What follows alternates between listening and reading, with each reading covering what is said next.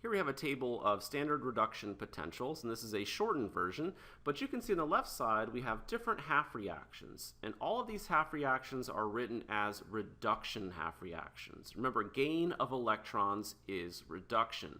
So if we look at our first half reaction, we have silver ion gaining an electron to form solid silver. That's a reduction half reaction. And the standard reduction potential turns out to be positive 0.80 volts. And that's compared to this half reaction down here, which corresponds to the standard hydrogen electrode, which is the reference value. So this has a potential of 0 volts. And so all of our other half reactions are compared to this one.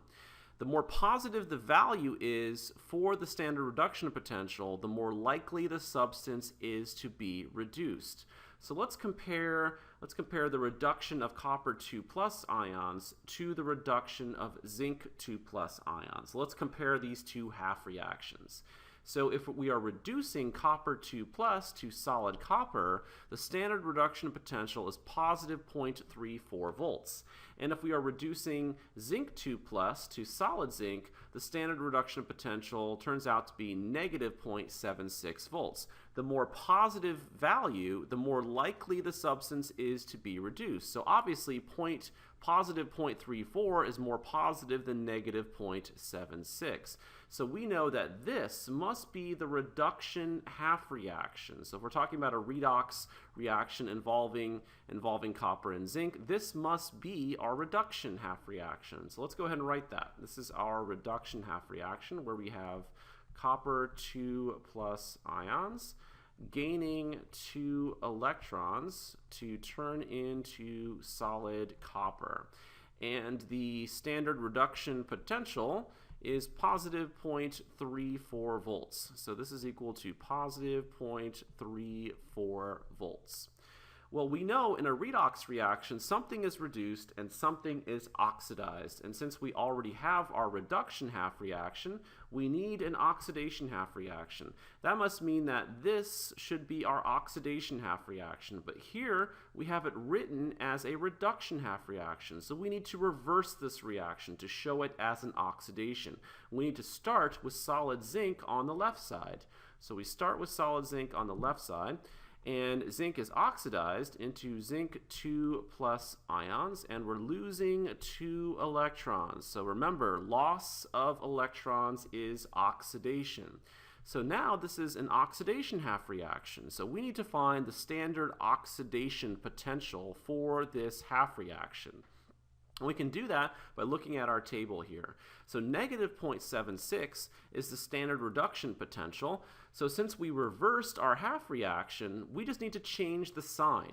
So the oxidation potential must be positive 0.76. So all we need to do is reverse the sign to get our standard oxidation potential. So we get positive 0.76. To find our overall redox reaction, we just need to add together our two half reactions. So to find our overall redox reaction here, we add the reduction half reaction and the oxidation half reaction. So these electrons would cancel out, and on the left side, we would get copper 2+ ions. So this would be copper 2+ ions and solid zinc. And on the right side, for our products, we would get solid copper and zinc 2+ ions in solution. So we get solid copper and zinc 2+ ions. This overall redox reaction should look very familiar to you because this is the spontaneous redox reaction that we've talked about in the last several videos as our example of a voltaic cell. All right, so we know this is a spontaneous reaction. And how do we find the potential for the cell? All right, so how do we find the standard cell potential? How do we find the potential for the entire cell? Well, to find the overall reaction, we added together our reduction half reaction and our oxidation half reaction. So that gave us our overall reaction. So to find our standard cell potential, we just need to add together our reduction potential for the half reaction and the oxidation potential for the oxidation half reaction. So to find the potential for the cell, we add the reduction potential and the oxidation potential. And so we get, when we do that, we're going to get positive 0.34 volts is the potential for the reduction half reaction, and positive 0.76 volts is the potential for the oxidation half reaction. So that gives us our standard cell potential. So for our cell, the potential is equal to positive 1.10 volts, which we already know this from previous videos, right? I talked about the fact that you can use a voltmeter to measure the potential difference, to measure the voltage of a voltaic cell. And you're going to get positive 1.10 volts under standard conditions. And so that's one of the nice things about the standard reduction potential table. We can calculate the voltage of our voltaic cells this way. Let's look in more detail at our half reactions. So let's start with the oxidation half reaction. We know that zinc is being oxidized, right? Zinc is losing 2 electrons. And those 2 electrons that zinc loses are the same 2 electrons that cause the reduction of copper. So zinc is the agent for the reduction of copper. So we say that zinc is the reducing agent. And sometimes students find this confusing because zinc is being oxidized. So why is it the reducing agent? Well, zinc is the agent for the reduction of something else, in this case, copper 2+ ions. So zinc is the reducing agent. Copper 2+ is gaining those 2 electrons. So copper 2+ is being reduced. But because copper 2+ is gaining those 2 electrons, it allows zinc to be oxidized. So copper 2+ is the agent for the oxidation of zinc. So copper 2+ is our oxidizing agent for our redox reaction. So let's look at our standard reduction potential table, and let's see if that can help us understand oxidizing agents and reducing agents. Well, we've been comparing these 2 half reactions, right? So these 2 half reactions right here. So let's compare copper 2+ ions to zinc 2+ ions.